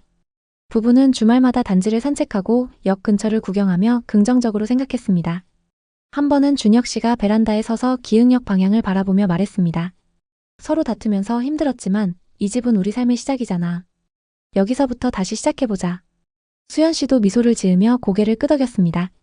맞아, 이 집이 우리를 무너뜨릴 뻔했지만 지금은 우리를 지탱해주고 있어. 이준혁 최수연 부부의 이야기는 부동산 시장의 냉혹함을 보여줍니다. 용인 기흥구 구갈동의 신축 아파트는 여러 호재로 뜨거운 관심을 받으며 호가가 13억까지 치솟았습니다. 하지만 금리 인상과 공급 과잉으로 6억 9천만 원까지 하락했습니다. 부부는 9억 9,500만 원에 매수하며 실거주와 투자라는 두 마리 토끼를 잡으려 했지만 시장 하락, 과소비, 금리 인상으로 재정적, 정서적 부담을 안게 되었습니다. 하락장 속 부부의 갈등은 그들의 선택이 얼마나 큰 부담이 되었는지를 보여줍니다. 부동산 시장은 변덕스럽습니다. 상승장에서는 모두가 서둘러 매수하고 하락장에서는 조금 더 기다릴 걸 이라는 후회가 뒤따릅니다. 이 부부의 사례는 집이 단순히 자산 그 이상의 의미를 가진다는 점을 보여줍니다. 그들의 집은 시세 하락으로 재정적 부담을 주었지만 전세의 불안에서 벗어나 안정된 삶을 시작할 수 있는 터전이 되어 주었습니다. 과소비와 갈등은 교훈이 되었고 부부는 더 신중한 재정 관리와 서로에 대한 이해를 다짐했습니다. 용인 부동산 시장은 GTX 개통, 반도체 클러스터, 삼성전자 기흥 캠퍼스, 수원 및 화성 인근의 산업단지로 인해 전국에서 가장 뜨거운 지역 중 하나였습니다. 특히 기흥역 주변 신축 아파트는 젊은 직장인과 투자자들의 관심을 끌며 단기간에 수억의 가격 상승을 기록했습니다. 하지만 2022년 이후 금리 인상과 공급 과잉으로 시장은 급격히 하락했고 역세권 신축 아파트도 6억 9천만 원까지 떨어지며 투자자들에게 큰 충격을 주었습니다. 2025년 현재 용인 부동산 시장은 소폭 회복세를 보이고 있습니다. 기흥역 주변 아파트의 거래가는 8억 중반선으로 반등했지만 2021년 고점에는 여전히 미치지 못합니다. 전문가들은 용인은 장기적으로 성장 가능성이 높지만 단기 투자보다는 실거주 목적의 접근이 적합하다고 조언합니다. GTX 개통과 반도체 사업지 개발 이후 교통 인프라까지 개선되면 가격 회복 가능성이 높지만 그 전까지는 변동성이 클 것으로 예상됩니다. 한국부동산원 자료에 따르면 2025년 상반기 용인 기흥구 아파트 매매가는 2024년 대비 약 10% 회복했으나 여전히 2023년 고점 대비 20-30% 낮은 수준입니다. 게다가 최근 시작된 부동산 규제 정책들로 인해 빠른 반등을 기대하기는 어려운 상황입니다. 집을 살 때 중요한 것은 지금이 매수 타이밍인가가 아니라 이 집이 내 삶에 어떤 가치를 줄 수 있는가입니다. 여러분에게 부동산이란 어떤 의미인가요? 댓글에 여러분의 생각을 자유롭게 남겨주세요. 여러분의 소중한 댓글은 누군가에게 큰 위로가 될 수 있습니다. 오늘의 이야기에 공감하셨다면 구독과 좋아요를 눌러주세요. 끝까지 시청해주셔서 감사합니다. 다음 편엔 더 좋은 내용으로 찾아뵙겠습니다. 50대인 성호 씨네 부부는 결혼 20년 차입니다. 결혼 이후 쭉 서울의 오래된 전셋집에 거주하며 성실히 저축을 해왔죠. 소득이 높진 않았지만 늘 아끼며 지내왔습니다.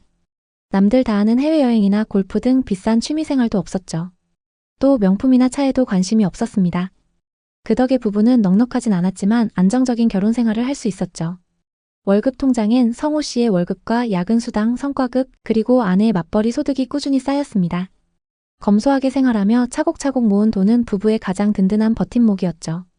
출근길 회색빛 하늘을 바라볼 때마다 성호 씨는 마음속으로 다짐했습니다. 언젠가 이 답답한 도시를 떠나고야 말겠어. 다른 것엔 관심이 없었던 성호 씨의 유일한 꿈은 은퇴 후의 노후 생활이었습니다. 아침이면 푸른 바다를 바라보며 눈을 뜨고 해질 무렵 아내와 해변을 천천히 걷는 노후. 그 꿈을 이루기 위해 부부는 20년간 꾸준히 저축했습니다. 성호 씨에게 그 돈은 단순한 저축이 아니었죠. 도시의 반복되는 일상 속에서 희망을 붙잡게 해주는 유일한 동력이었습니다.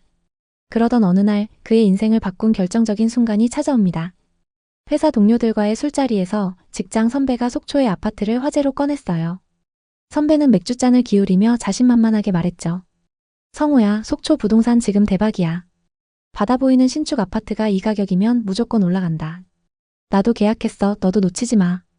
이 말은 성호 씨의 가슴에 불을 지폈습니다. 다들 집 한 채로 인생을 바꿨는데 나만 이렇게 저축하고 있을 순 없지. 성호 씨는 점점 강하게 확신하기 시작했습니다. 그는 이제 단순히 월급을 모으는 삶에서 벗어나 돈이 돈을 버는 새로운 방식으로 바뀌어야 한다고 믿었습니다. 당시에는 성호 씨의 아내도 묘한 불안감을 느낄 때였습니다. 대학 동기나 직장 동료들이 좋은 아파트를 소유하며 자산을 불려가는 모습을 볼 때마다 부러웠죠. 전셋집은 편리했지만 내 집이 없다는 불안정함은 그들을 늘 불편하게 했습니다. 우리도 언젠가 내 집을 마련해야지. 마침내 부부는 큰 결심을 했습니다. 부동산 투자에 뛰어들기로. 그 결심을 행동으로 옮기기 위해 본격적으로 움직였습니다. 주말이면 여가를 즐길 시간도 아껴가며 부동산 투자 공부를 했죠. 유튜브 영상과 블로그를 정독하고 투자 관련 책을 뒤지면서 각종 부동산 정보를 수집했습니다. 그는 시장 동향을 분석하며 자료를 정리했고 수도권과 지방광역시의 입지 조건, 교통망 계획, 개발 호재를 꼼꼼히 메모했습니다. 그 중에서도 특히 강원도 동해안 쪽에 주목했습니다. 속초의 푸른 바다, 아침마다 파도 소리를 들으며 커피를 마시는 삶, 아내와 함께 해변을 산책하는 노후의 모습이 눈앞에 선명하게 그려졌죠.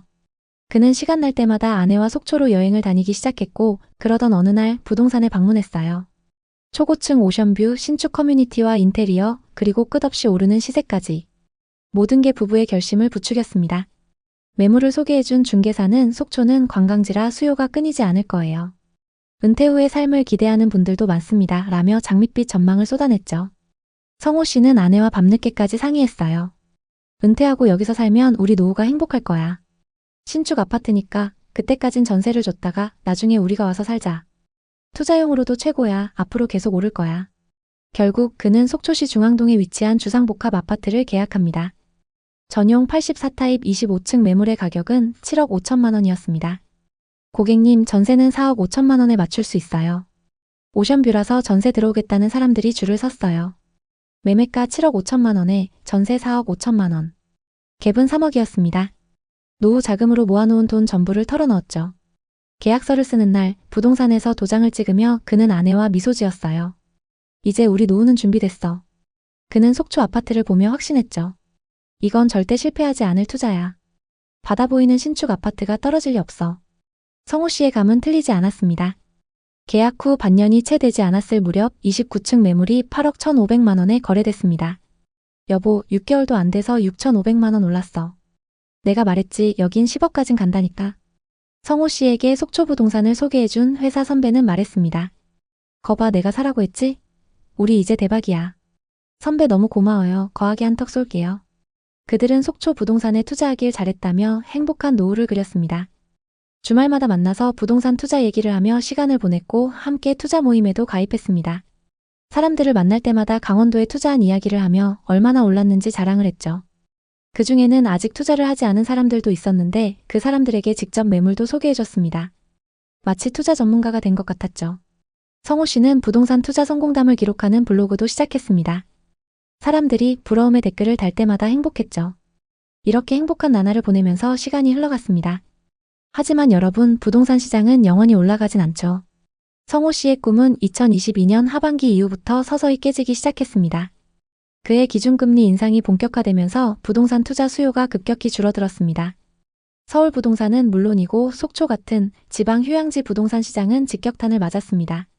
과잉 공급, 수요 감소, 그리고 기대했던 교통 호재의 지연까지 겹치며 시장은 얼어붙었죠. 부동산 커뮤니티에서는 강원도 부동산 하락 사례들이 속출하기 시작했습니다. 성호 씨의 아파트도 하락을 피할 수 없었는데요. 성호 씨가 7억 5천만 원에 샀던 아파트는 2023년 들어 시세가 5억 중반까지 급락했습니다. 부동산에서는 말했죠. 5억 초반에 올려놔도 매수 문의가 거의 없어요. 요즘 거래가 너무 뜸합니다.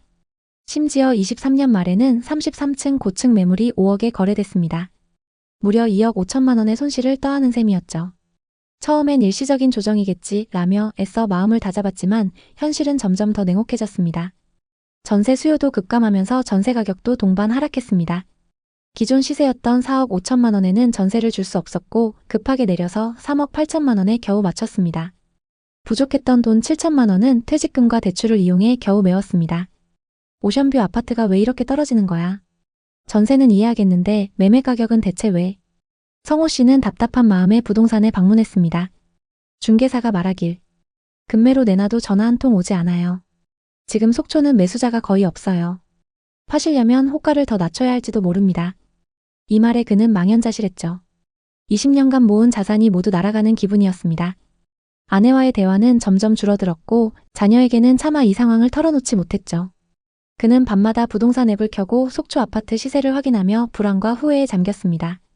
내가 왜 그때 선배 말을 믿었을까? 욕심이 화를 부른 건가? 속초 아파트는 화려한 오션뷰 도시와는 완전히 달랐습니다. 속초 해안가 일대는 신축 아파트와 상업시설 공사 현장으로 가득했지만 활기는 찾아볼 수 없었습니다. 새로 지은 아파트들은 입주가 더디고 생활형 숙박시설과 상가들은 텅 비어 있었습니다. 해변 근처의 카페 거리에 들어섰을 때 한적한 거리와 드문드문 보이는 관광객들만 마주쳤죠. 이게 내가 꿈꿨던 속초가 맞나? 그는 혼잣말로 중얼거렸습니다. 또 다른 부동산에 들러 물었습니다. 여기 왜 이렇게 조용한가요? 바다도 있고 신축 아파트도 많은데. 중개사는 고개를 저으며 답했습니다. 투자자들이 사놓고 실제로 안 들어왔어요. 서울이나 수도권에서 투자로 샀다가 공실로 두는 경우가 많죠. 실수요는 거의 없고 전세도 안 나갑니다. 속초의 부동산 시장은 과잉 공급의 늪에 빠져 있었습니다. 성호 씨가 매수한 아파트뿐만 아니라 다른 현장들도 급락한 상황이었죠. 지역 곳곳에서 반토막이라는 말이 괜히 나온 게 아니었습니다. 2025년 2월 성호 씨가 매수한 아파트의 실거래가 찍혔습니다. 27층 매물의 거래 금액은 4억 5천만 원, 7억 5천만 원에서 무려 3억이나 하락한 상황입니다. 이러다 정말 반토막까지 떨어지는 건 아니겠지? 도대체 언제까지 기다려야 하는 걸까?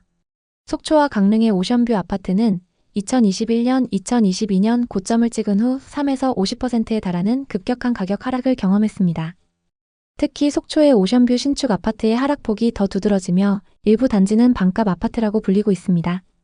속초 동명동의 디오션 자이는 2022년 2월 전용 131타입 펜트하우스가 17억 4천만 원에 거래되며 강원도 최고가를 기록했습니다. 같은 시기 전용 84타입은 8억 2천만 원에 거래되었죠. 하지만 2023년 4월 최고층이 12억 8천만 원에 거래되며 약 5억 하락했고 2025년 현재 전용 84타입 매물은 5억 중반대에 머물며 고점 대비 39% 하락했습니다. 일부 매물은 5억 초반까지 내렸는데도 거래가 안 되고 있습니다. 초고가 오션뷰 펜트하우스만 하락한 게 아닌데요. 강릉 송정동의 강릉 아이파크는 바다 조망이 가능한 단지로 2022년 전용 84타입 매물이 6억 4,500만 원에 거래되며 2020년 2억 7천만 원 대비 3억 7천만 원 상승했습니다. 하지만 2024년 12월 같은 평형이 4억에 거래되며 고점 대비 2억 4천만 원 하락했습니다. 네이버 부동산에 따르면 현재 호가는 3억 중후반대에 형성되어 있습니다. 또 다른 사례입니다. 속초교동의 속초교동 시티프라디움은 오션뷰와 접근성을 내세운 단지로 2022년 3월 전용 84타입 매물이 5억 2천만 원에 거래되며 신고가를 기록했습니다. 이는 2020년 2억 7천만 원 대비 2억 5천만 원 상승한 금액이었죠. 하지만 2025년 1월 같은 평형의 매물이 3억 3천만 원에 거래되며 고점 대비 약 2억 하락했습니다. 네이버 부동산에 따르면 현재 호가는 3억 중후반대에 형성되어 있습니다. 강릉과 속초에서 2021년 이후 거래된 아파트를 보면 20% 이상이 서울 경기권에 거주하던 사람들이 매수한 물건인 걸 확인할 수 있습니다. 세컨하우스, 은퇴 후 거주 혹은 단기 투자를 목적으로 한 경우가 많았죠. 이들이 시장을 과열시키면서 지역 내 시세는 급등했고 강원도 땅값이 서울만큼 비싸질 것이라는 말까지 나왔습니다. 하지만 2022년 이후 금리가 인상되고 부동산 투자 열기가 식으면서 상황은 완전히 뒤바뀌었습니다. 예전엔 8억, 9억을 불렀던 아파트가 현재는 5억대로 뚝 떨어지거나 거래조차 되지 않는 사례가 속출하고 있습니다. 강릉시 교동에 위치한 롯데캐슬 시그니처는 2021년 전용 114타입 매물이 9억 2천만 원에 거래되며 지역 최고가를 기록했습니다. 분양가 5억 7천만 원에서 3억 5천만 원이나 상승한 가격이었죠. 하지만 2023년 같은 아파트의 5층 매물이 6억 3천만 원에 거래되며 고점 대비 2억 9천만 원 하락했습니다. 현재는 거래 자체가 거의 이루어지지 않고 있으며 호가는 여전히 높은 수준을 유지하지만 추가 하락 가능성이 크다고 전망하고 있습니다. 속초 역시 비슷한 상황입니다.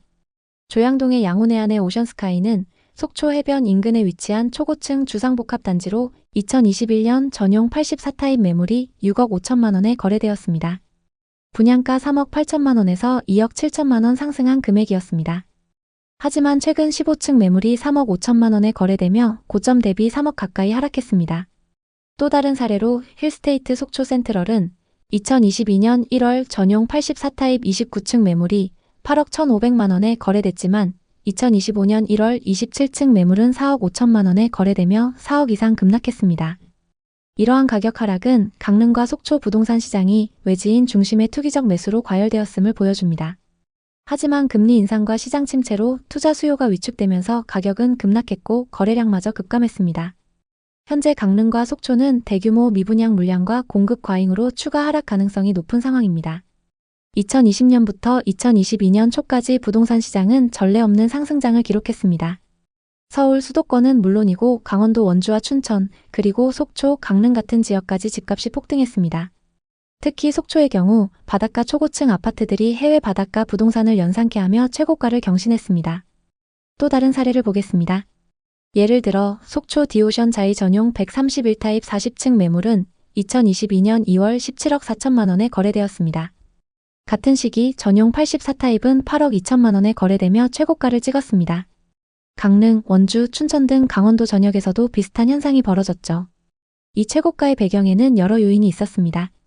저금리로 인해 대출이 쉬워졌고 투자 열기가 과열되었습니다. 또 GTX 계획으로 강원도의 시간적 거리가 단축될 거라며 투자 수요가 몰렸습니다. 그리고 서울과 경기 지역의 고소득층이 강원도의 오션뷰 아파트를 세컨드 하우스로 매입하며 가격을 끌어올렸습니다. 2021년부터 2023년 사이 속초 아파트 매수자 중 서울 거주자의 비중은 22%, 강릉은 17%에 달했습니다. 하지만 2022년 하반기부터 부동산 시장은 급격히 냉각되었습니다. 미국의 금리 인상, 국내 대출 규제 강화, 그리고 과열된 시장에 대한 피로감이 겹치며 집값은 하락세로 돌아섰습니다. 속초 디오션자이 아파트의 사례를 다시 보겠습니다.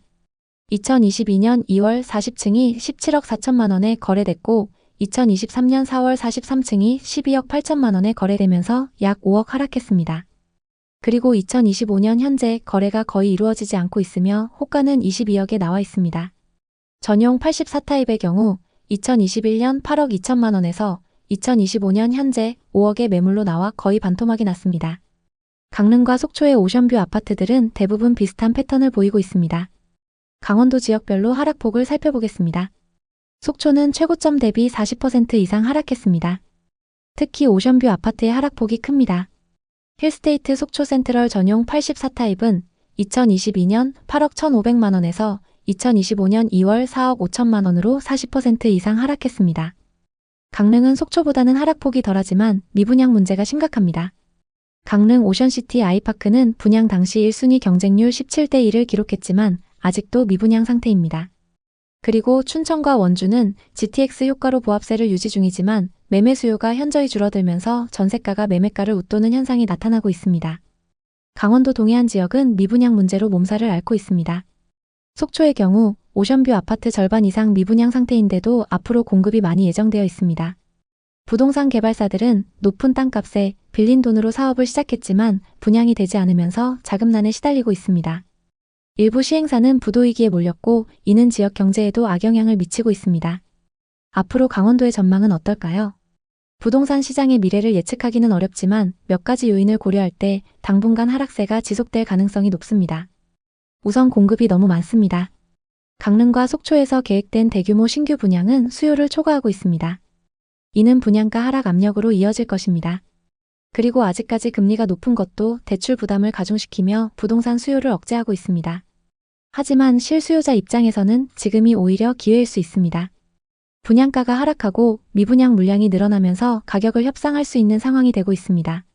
특히 세컨드 하우스를 고려하는 분들이라면 매매 대신 전세를 활용하는 것도 좋은 전략입니다.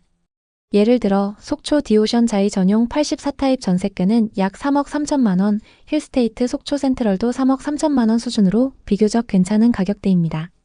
투자를 고민하시는 분들이라면 급하게 매수에 나서기보다는 시장을 관망하며 가격이 안정화되기를 기다리시는 것이 좋습니다. 세컨드 하우스를 원한다면 앞서 말씀드린 것처럼 전세로 1, 2년 거주하며 시장 상황을 지켜보는 것이 현명한 판단입니다. 또 분양 사무실이나 부동산의 호객행위나 허위 매물에 속지 않도록 신뢰할 수 있는 정보를 꾸준히 확인하세요.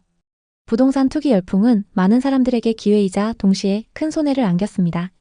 속초와 강릉의 바다는 여전히 아름답지만 거품이 낀 가격에 휩쓸리면 큰 손실을 볼 수 있습니다. 강원도 부동산에 관심 있는 분들에게 도움이 됐으면 좋겠네요.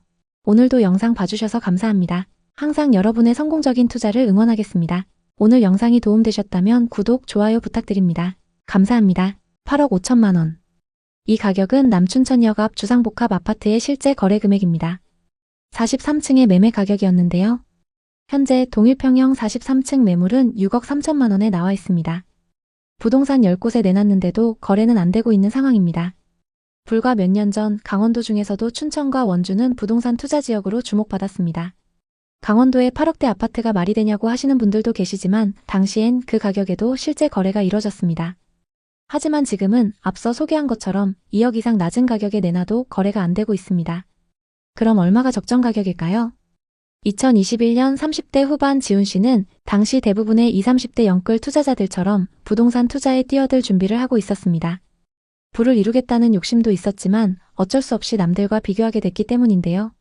매번 술자리에서 들려오는 부동산 투자 성공담, 특히 친한 친구들이 큰 돈을 벌었다는 얘기들은 그를 더 불안하게 만들었습니다. 그러게 나 살 때 너도 사라니까 왜 안 샀어? 아냐, 아직 늦지 않았어. 지금이라도 사. 다들 부동산 투자로 몇 억씩 벌었는데 나만 이렇게 뒤처질 순 없지. 지훈 씨는 이제 단순히 월급을 모으는 삶에서 벗어나 투자로 돈을 버는 부의 세계로 진입해야 한다고 생각했습니다. 사실 지훈 씨는 지금까지 늘 남부럽지 않은 삶을 살아왔습니다. 그는 서울에 위치한 대기업에서 근무하며 10년 넘게 성실히 월급을 모아왔습니다. 남들이 부러워하는 직장에 다니면서 꿈꾸던 안정적인 삶을 위해 치열하게 살아왔죠. 그 덕에 친구들보다 많은 연봉을 받았고 모은 돈도 꽤 많았습니다. 오피스텔 월세 말고는 전부 다 적금을 해두었기 때문이죠. 하지만 최근 들어 그의 마음속에는 점점 뒤처진다는 불안감이 자리 잡기 시작했습니다. 대학 동기들과의 술자리에서 들려오는 부동산 이야기. 특히 서울에 사는 친구들 이야기를 들을 때마다 묘한 기분이 들었습니다.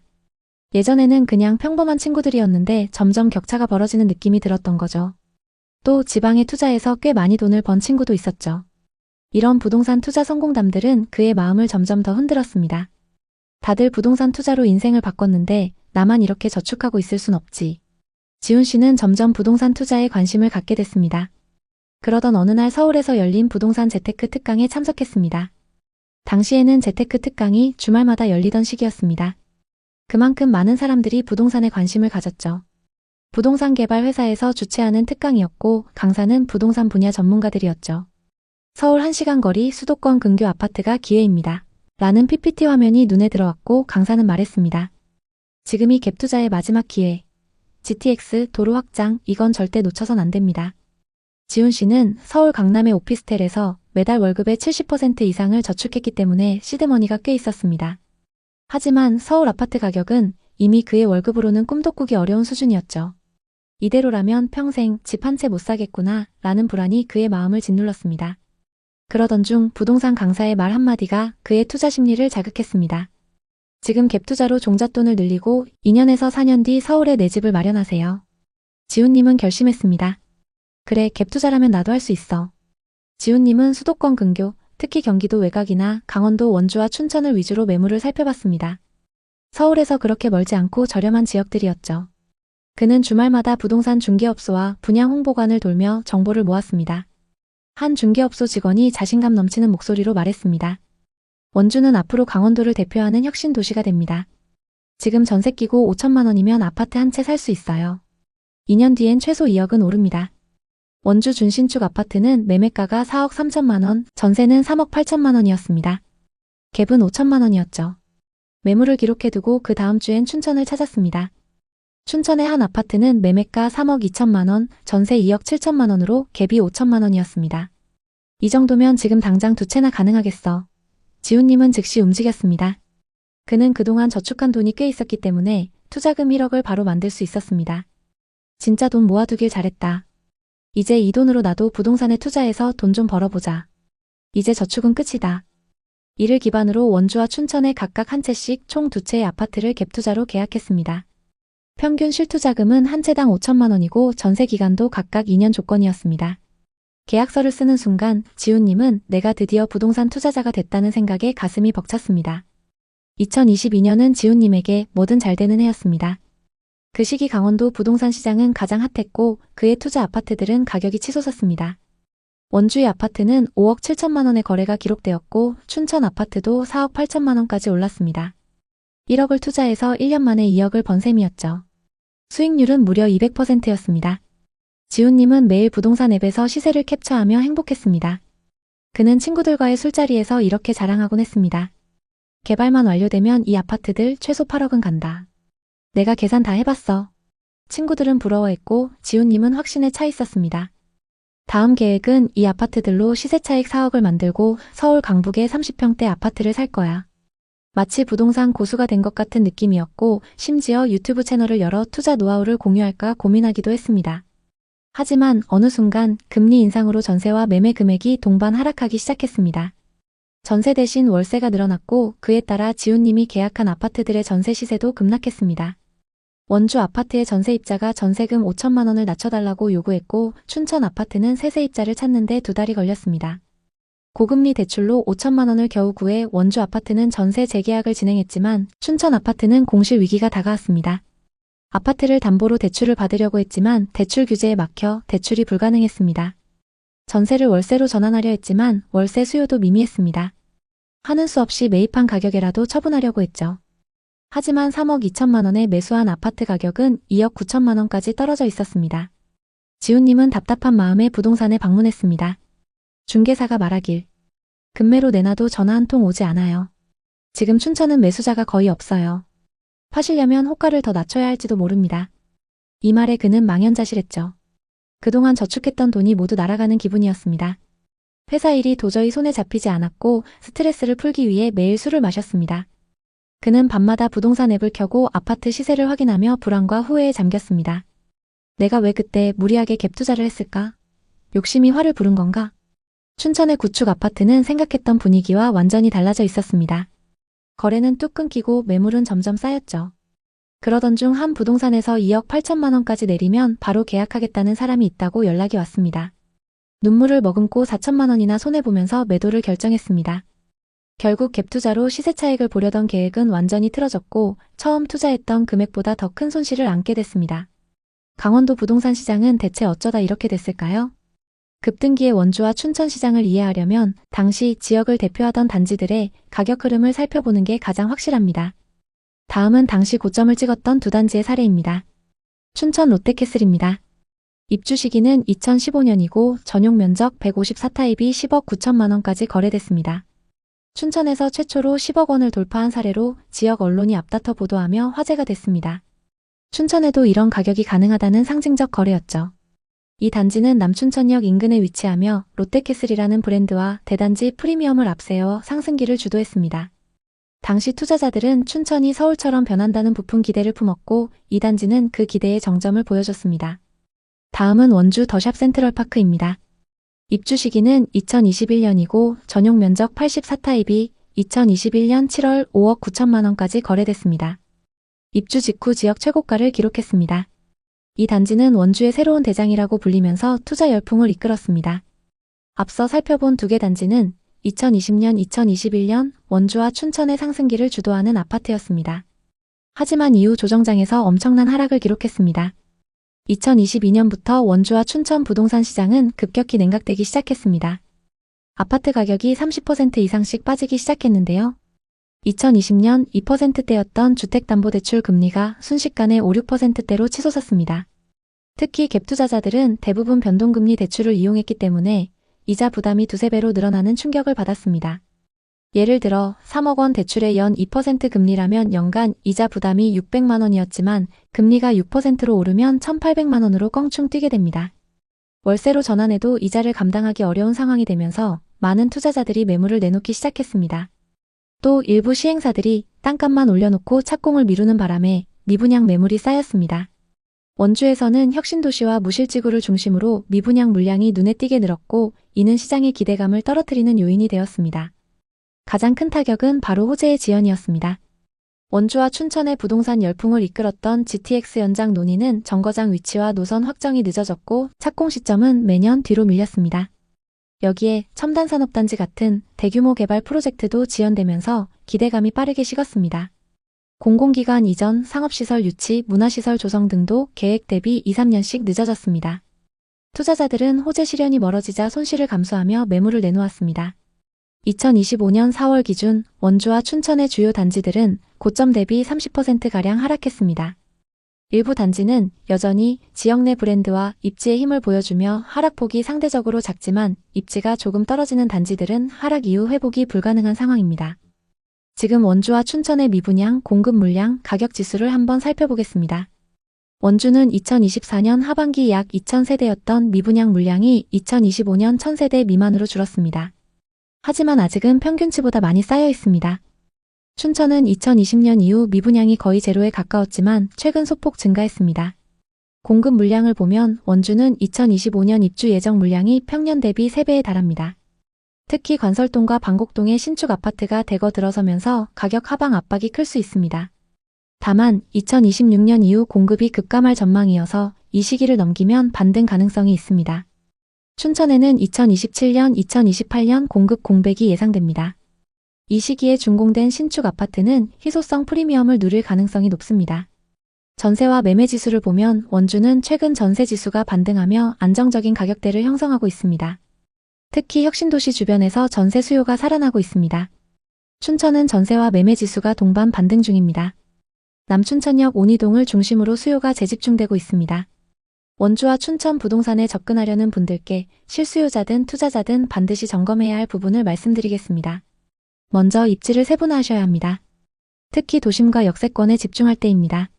수요는 이제 역세권과 도심 중심부로 재집중되고 있습니다. 외곽 지역은 회복 속도가 느릴 가능성이 높습니다. 춘천은 남춘천역 주변, 원주는 혁신도시와 원주역 인근 단지를 우선 검토하세요. 그리고 매물이 줄어드는 시점을 노려보시는 게 좋습니다. 원주에서는 2025년, 2026년 대규모 입주 물량이 잘 소화되는지 지켜보세요. 공급 과잉이 해소된 이유가 매수 타이밍일 가능성이 높습니다. 춘천은 2027년 이후 공급이 없기 때문에 지금부터 차근차근 신축 아파트 급매물 시세를 파악해 보시는 게 좋습니다. 원주와 춘천은 수도권 대체 주거지로 주목받았습니다. 하지만 2020년, 2021년처럼 사면 무조건 오른다는 공식은 더 이상 통하지 않습니다. 이제는 숫자와 흐름을 읽어야 할 때입니다. 현재 금리 안정화와 전세지수 반등으로 저점이 형성되고 있지만 급격한 상승은 어렵습니다. 다만 원주는 2026년 이후 공급 해소로 안정화 가능성이 높고 춘천은 2027년 공급 공백 구간에서 신축 프리미엄이 부각될 수 있습니다. 또 GTX 개통 여부가 핵심입니다. 이 호재가 현실화되면 두 도시는 수도권 외곽 도시로서 확실한 입지를 다질 가능성이 큽니다. 투자자든 실수요자든 매수를 고민하신다면 전세가율이 안정적으로 유지되고 있는지, 금리 변동 시 대출 이자를 부담할 수 있는 상황인지 정확히 판단해 보셔야 합니다. 강원권 부동산은 이제 호재를 기대하면서 단기간의 수익을 노리기보다는 장기적인 관점으로 충분한 리스크를 고려해야 하는 투자처입니다. 또 원주와 춘천 부동산은 단기적인 호재나 뉴스에 가격이 많이 휘둘리고 있습니다.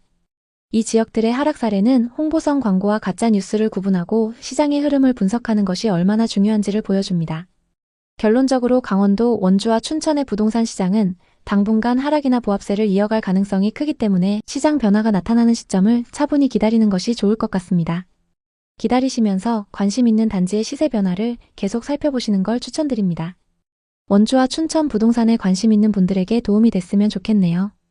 앞으로도 강원도를 포함한 부동산 시장의 최신 흐름을 빠르고 정확하게 전달하겠습니다. 오늘 영상이 도움이 되셨다면 구독과 좋아요 부탁드립니다. 여러분의 성공적인 부동산 투자를 항상 응원합니다. 감사합니다.